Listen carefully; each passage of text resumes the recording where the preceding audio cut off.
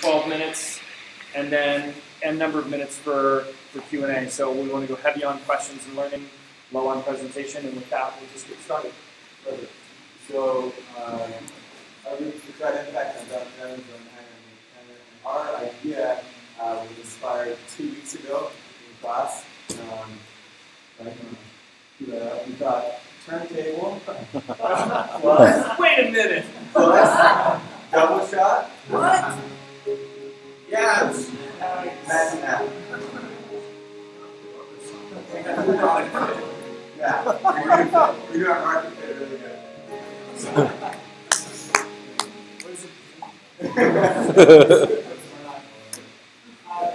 Last semester I was sitting in Venture Trends class.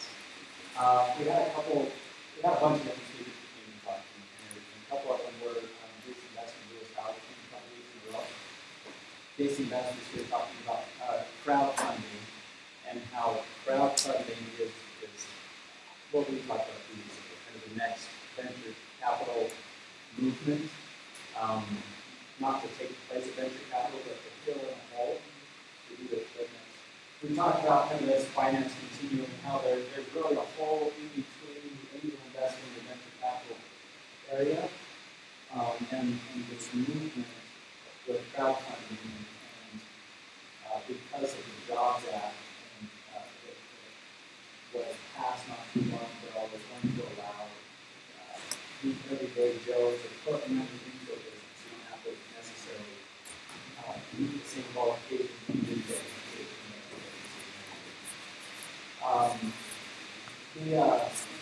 The Jobs Act will allow for this whole crowdfunding idea to happen. Everyone knows and understands what Kickstarter is. Kickstarter is a crowd. It's not crowdfunding. It's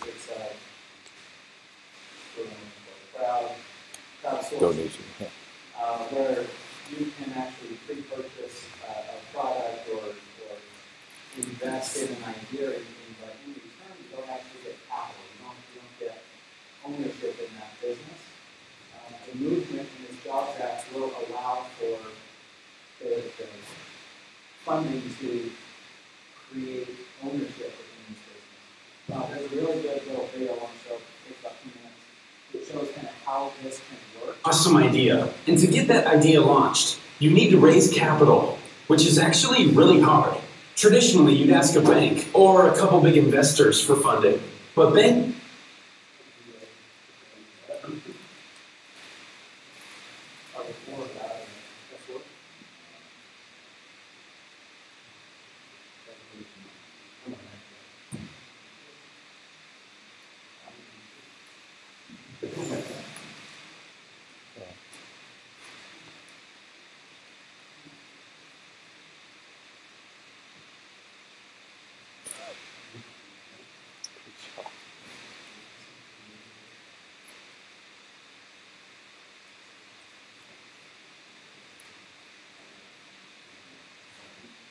you've got...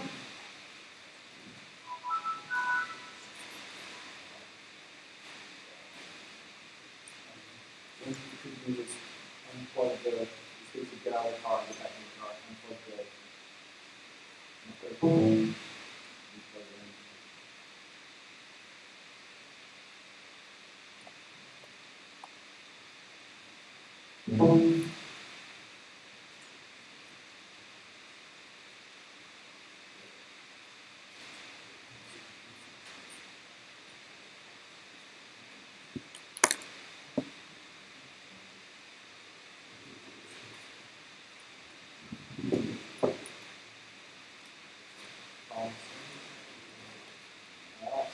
No. An awesome idea. And to get that idea launched, you need to raise capital, which is actually really hard.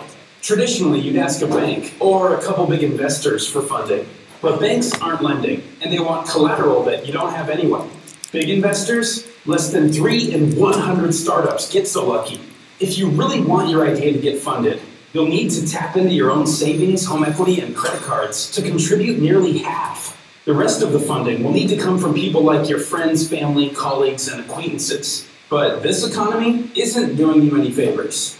You're not alone. Think of how ordinary investors must feel. They experience low returns on savings, and old laws have kept them from getting in on the ground floor of your awesome idea.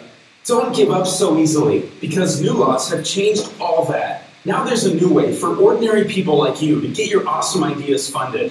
It's called investment crowdfunding. So maybe you are familiar with the crowdfunding part. You know, like those social sites that help you raise money through donations, rewards, and advanced purchases. But investment crowdfunding is different, because you raise money through investors who now share the risks and rewards of your idea. Rather than trying to pitch your idea to tons of big investors, hoping one will bite, or going into serious debt, investment crowdfunding leverages the internet and social networks to make it possible for you to get small investments from a lot of people who believe in your idea. People who never would have known about your idea before. Pretty cool, huh? So investment crowdfunding is a brand new way to raise capital. Ordinary people like you get your awesome idea funded, and ordinary people like you can invest in great ideas. It's capitalism for the rest of us. Learn more at iCrowd.com.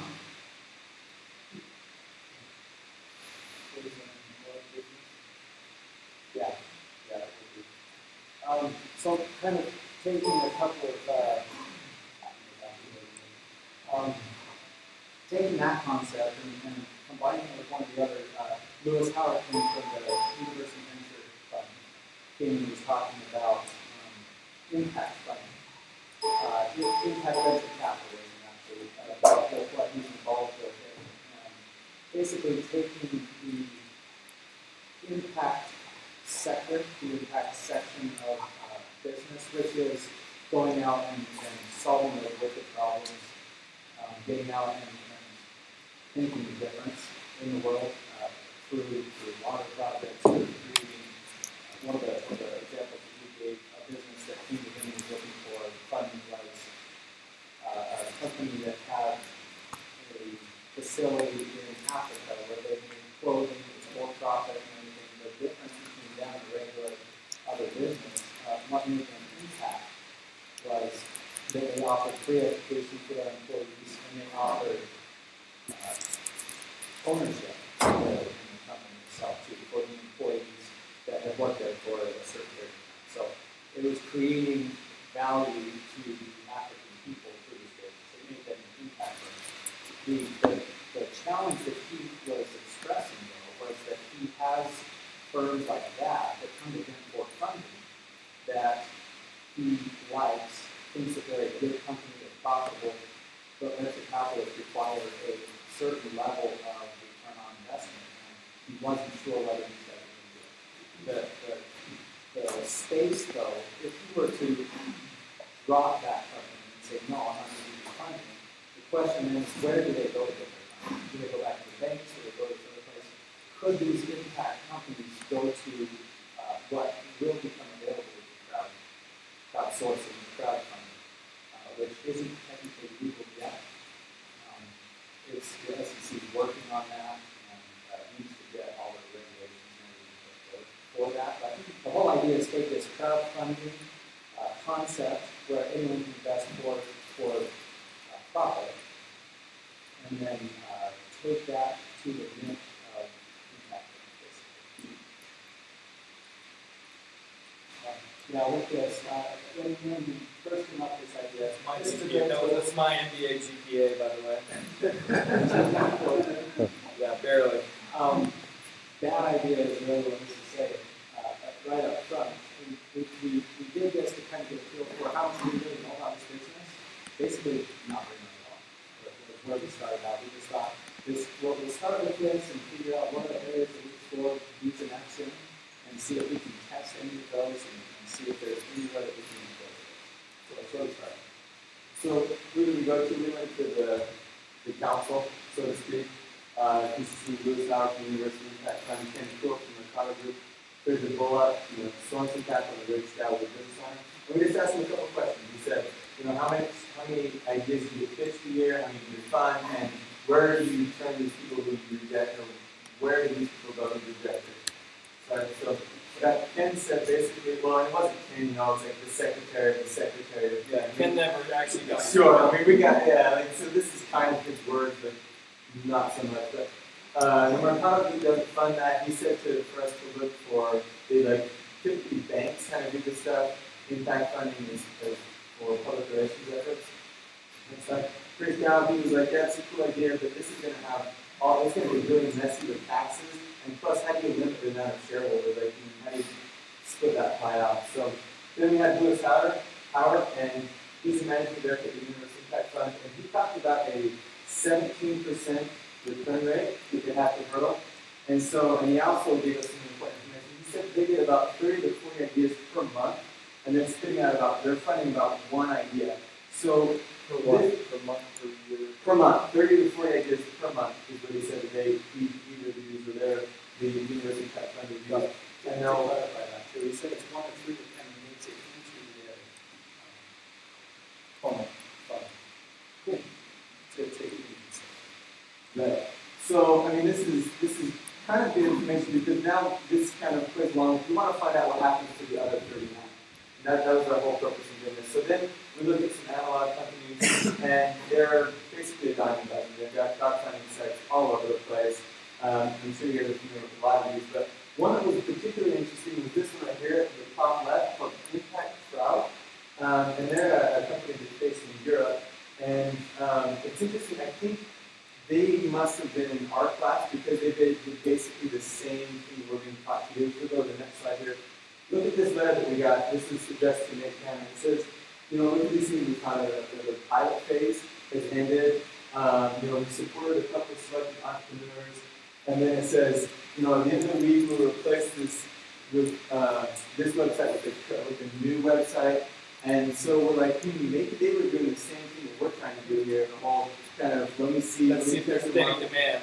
Exactly. Although the difference there, it is legal in Europe, so it's a little different, but it's still interesting. Then we're like, okay, let's take this to our own communities and let's see what we can do. So we asked them. We asked, we took it to our people that we know and said, if we gave you $1,000, would you invest it in an established company, in stock, or a startup? And the results were interesting. If you want to pop it up, we had about 2/3 that said they would do it in a public company. But it's interesting that if we're getting 1/3 of these people that we pooled, there might be something more to that. So with that, we decided to do some additional testing. all right, so we were really trying to get a hold of the Impact Venture, the VC that was in good. Well, Lewis was up to emails and busy guy. So, new businesses, and it's illegal, so what do we do at this point? How do we test these ideas? So, we went ahead, took the risk. Everybody has to kind of get that point of like, they were kind of stuck. So we did a look at the website, it was simple, and then we invited people on our social networks and visit. Interesting. Yeah, That's good. So, and the Get Started button goes to some. So the Get Started button, so there's a bunch of businesses, just to name them up. Yep, we went and found some that were popular, crowd, impact, the other side. And let's go see their ideas and just mix up numbers and together. And so our goal is we want to see who's going to click on this collective support. So let me just make sure it's an utterly fabricated website with a bunch of. That's totally dope. All right, that's awesome. Yeah, so you guys all familiar with this idea of just Gary Jens really to fabricate this. We didn't really have a product, but we wanted to judge the interest level. So if they clicked on that Get Started or the pledge support, it would get to this page that explains it's not legal at this point, we're waiting on our SEC to make the rules. But give us your email and we'll notify you what it is if you're interested in supporting these kind of businesses and investing in them. So looking at our social, our efforts from trying to drive traffic to the site. Direct traffic is the bulk of it. And what is direct traffic? That's people that don't come in through, there was no referral. So if you were look at, this comes from Google Analytics. And Google Analytics direct traffic means they didn't come from search, they didn't come from another website. They just somehow got to the site and the analytics didn't know how. Yes, we know how. It was some emails that went out. So we email as well. Jonathan, I can put the bulk of the email in his company, I think. What's the end? So the LinkedIn, I remember. Oh, the end. And how much is about? It's about me. So the visitors that came to either get started, they either clicked on get started or click to support. 50% of that traffic ended up coming off of this thing to click to support. So the number of people that clicked on that notify me out of those 50%, that included about 15 page views and 11 people left emails. So that was about 30% conversion of people that expressed interest. But as Bob says, friends, family, and fools, I suspect that some of these were friends, family, and fools because I looked at the email addresses and someone said, like, Jonathan Perez, Jonathan is cool. So, maybe they were totally valid emails. But Yeah, you have a mechanism through which you, if you wanted to do to perform any other experiment, you now have a site you can go to. Sure. So we had a way to capture that interest, but I think the struggle for us was really driving traffic to that site. Maybe expand our methods of doing that. Some of the idea behind that too is when we made up these businesses, we made them in different categories. Some of them were local, some were foreign, some were looking for $500,000, some were looking for $20,000. Just try to vary that because we can get a lot of people on to which businesses potentially. Totally smart. Yeah, so we experimented with it, but obviously there wasn't enough traffic to really make any heads or tails of that big business.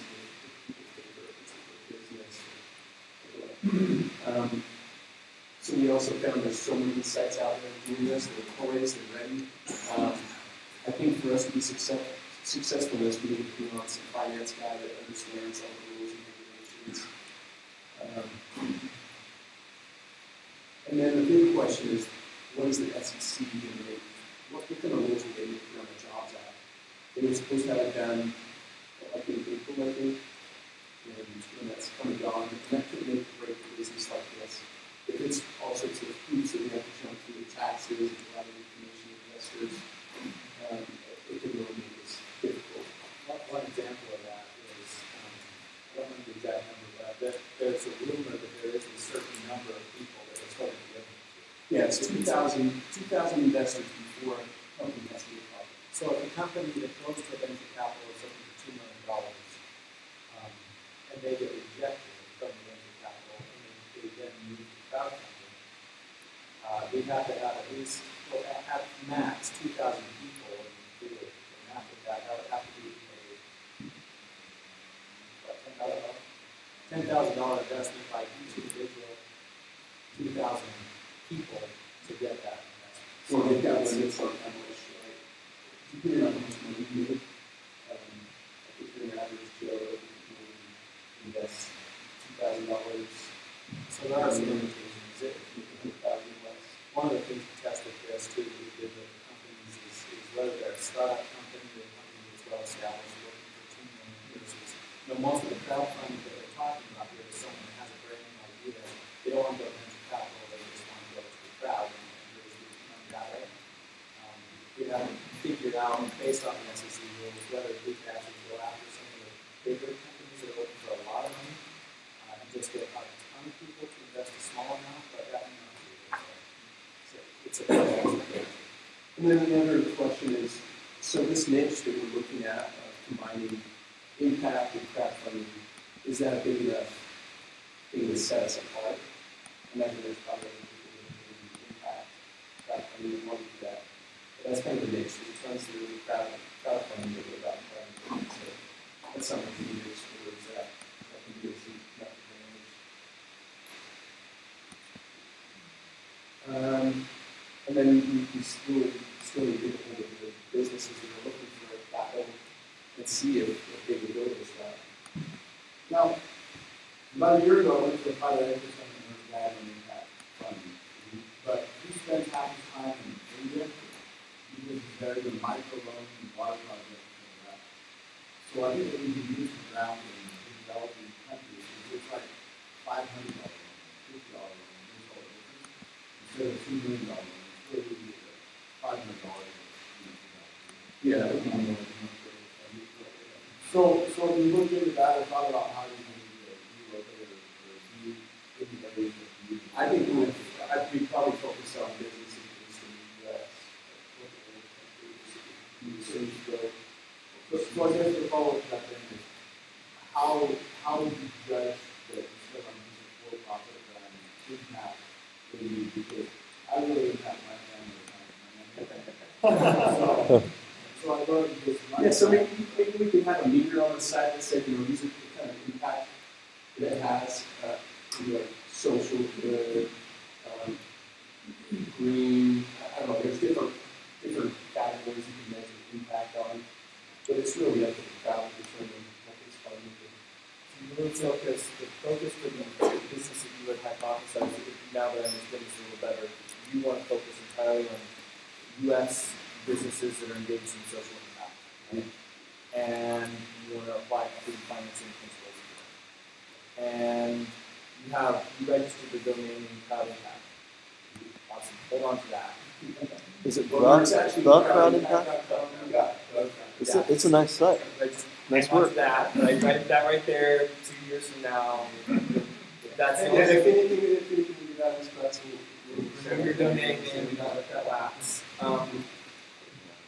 Does anyone know of any impact investing, equity impact investing for the US? So I don't know any. And the reason I should know something about that. No, I know impact investing VCs. I don't know any crowdfund impact investing sites focused on the US. And the reason I would know about that is because I'm spending a lot of time at the World Bank helping them figure out your question, which is, can this stuff work in the developing world? So it seems sensible. Yeah, so we're kind of hoping to catch that. We think that might be the way to get to the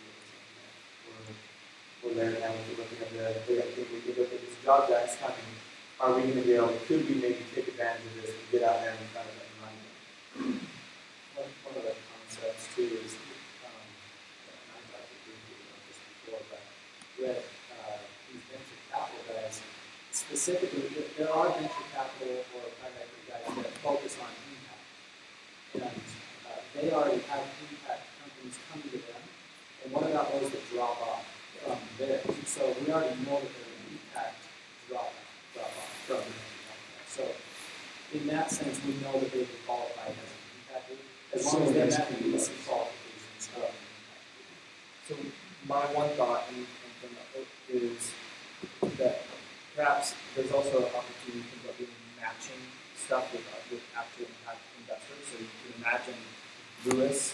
So if someone called me gun my head today and said build this business, I would think about doing a student run impact investment site like you're doing that would provide matching funds for Lewis's businesses. And sort of made that up. Like if I had to think about it and prototype how we could get those guys to do a 2-to-1 match or a 1-to-1 match, and that would be an exemplar. And then we could do that with microfinance. You can do that with all sorts of businesses.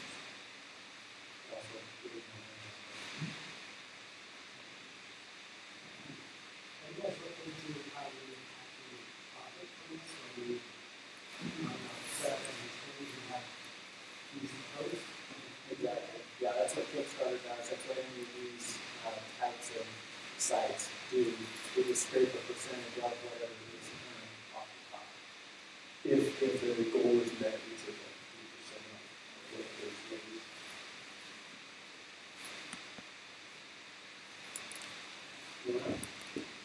The problem with SEC is that because people, I know that you have to be at a certain level here to start investing in your own money in private company. And I think accredited investor or that definition. So, but there's also The Jobs Act makes it so you don't have to do that. You can make less than $100,000 was lost because of the slot. I know they were trading Facebook's shares even before they went public in secondary market, but I don't know, is that still open only to accredited investors? Yes. What's the amount of Individual, it's 200. Individual is 200 income or 50. It's 250. 250 or $1 million in liquid? I remember that the joint income like family is three. Mine too. I hope you guys think about this business and do something with it. If you don't, please send it over to me. I wish I would have thought about it. It's impact investing is fuel. There's a huge big problem. All the problems that you described, all the problems that the guy talked about, like capital management and risk and stuff, all that stuff's going to get worked out. Like that's just that's an organization and math problem. It's not an underlying problem.